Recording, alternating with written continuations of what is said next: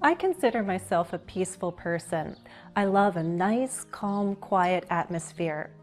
So you may find it surprising to know that I really enjoy watching disaster movies. You know the kind. They can be filled with asteroids, UFOs, earthquakes, tsunamis, and other natural disasters. Well, I can't say that I enjoy seeing cities get destroyed, but I do find the action in disaster movies to be exciting. More important, I really like seeing how people survive terrible events by being smart and kind.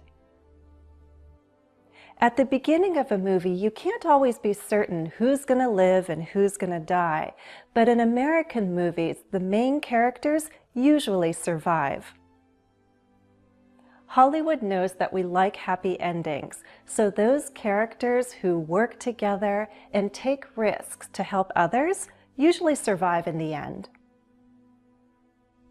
In this lesson, I'll share my top 5 favorite disaster movies, and as I do, we can practice using confusing prepositions.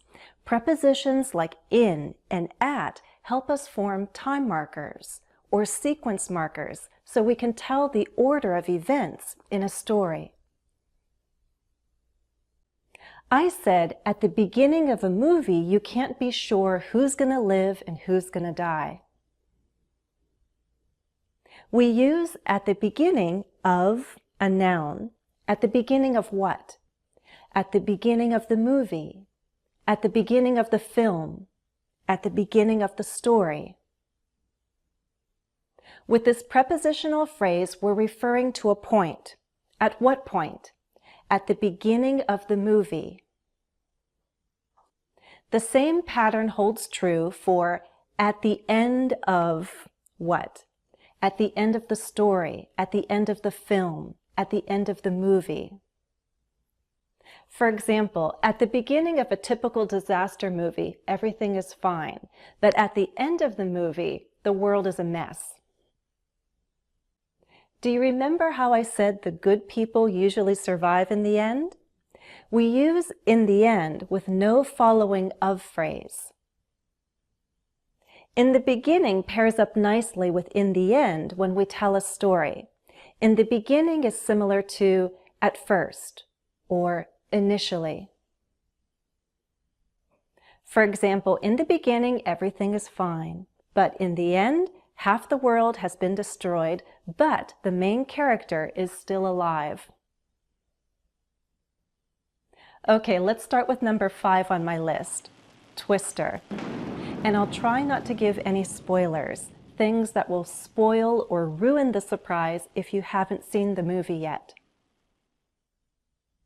Twister isn't an end-of-the-world movie, but the powerful tornadoes create a lot of destruction. In the very beginning, we meet the main character, Jo, as a little girl. She loses someone very close to her in a tornado, and this event shapes her life and her career as a storm chaser. Note how we can use very for emphasis in these time markers. In the very beginning, at the very beginning of the story. You'll also hear the phrase start at the beginning or start at the very beginning. In this use, with the verb start, we don't need an of phrase. For example, let's start at the very beginning and watch the scene from her childhood. Number 4, 2012. In terms of the plot, this isn't the best disaster movie, and to be honest, from beginning to end, the acting isn't very believable, but the special effects are pretty cool. There are way too many characters introduced, so you know some of them will die by the end of the movie, but I think you'll be happy with the way things turn out. Personally, I was very amused by Woody Harrelson's crazy role in this movie, and I felt that the Chinese family that helps the American family survive comes across as very genuine. From beginning to end is like from start to finish. You don't need any articles in these phrases. You just need the prepositions from and to. From beginning to end, the special effects are pretty cool. If you want to emphasize that something happens before the end of the movie, you can use the preposition by. By the end of the movie, some people have died. Others survive. I won't tell you who. You can use by the end of a noun, by the end of the movie, or you can simply say by the end, if it's clear what you're talking about. Number 3, the day after tomorrow. My kids and I have watched this disaster movie many times. Right from the beginning, you know the main characters won't die. The American climatologist and his family survived the new ice age, and they do that by being strong and brave.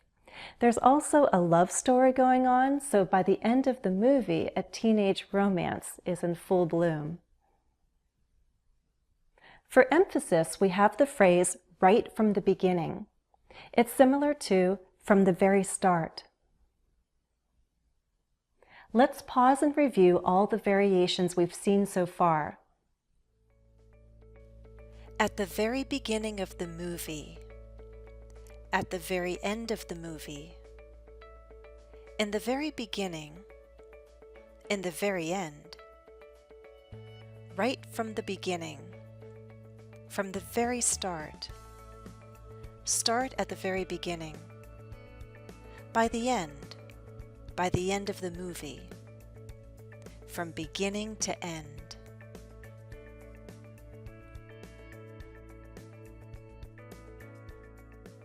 Okay, let's finish my top 5 list. Number 2, Independence Day. I've watched this movie so many times, I've lost count.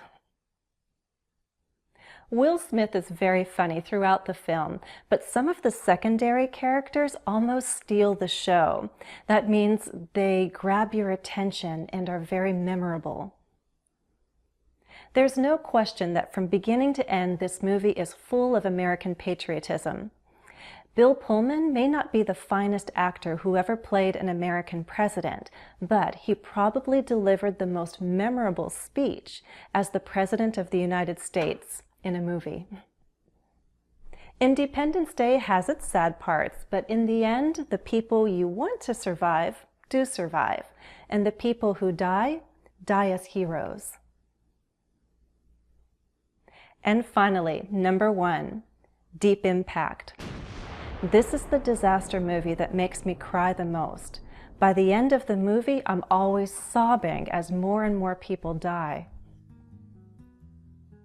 The family relationships are very strong in this movie, and it makes you want to be with the ones you love the most if you ever have to face a crisis like giant asteroids hitting the Earth.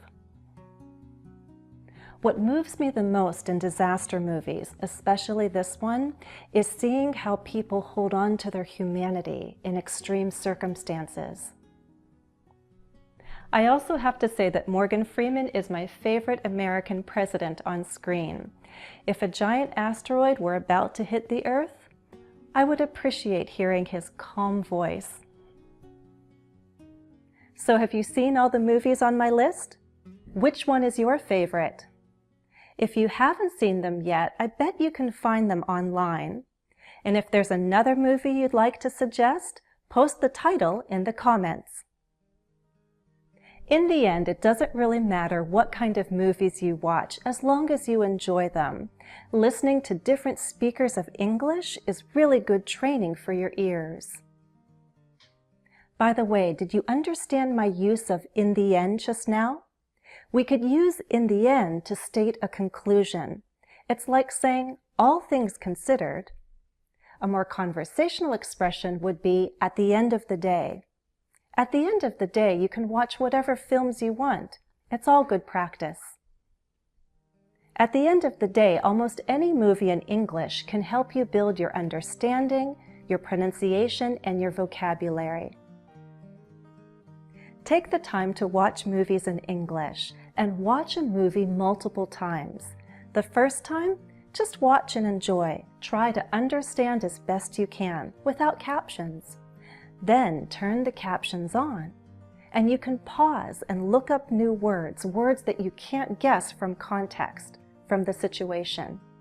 You can watch interesting scenes multiple times until you understand them very well. Then turn those captions off and watch again. Once you're familiar with a movie, you'll enjoy watching it without captions from beginning to end. I hope you found this lesson useful. Please remember to like this video and subscribe. As always, thanks for watching and happy studies! Become a member of my learning community. Click the Join button to become a member of my YouTube channel, English with Jennifer. You'll get a special badge, bonus posts, on-screen credit, and a monthly live stream. Note that YouTube channel memberships are not available in every country at this time.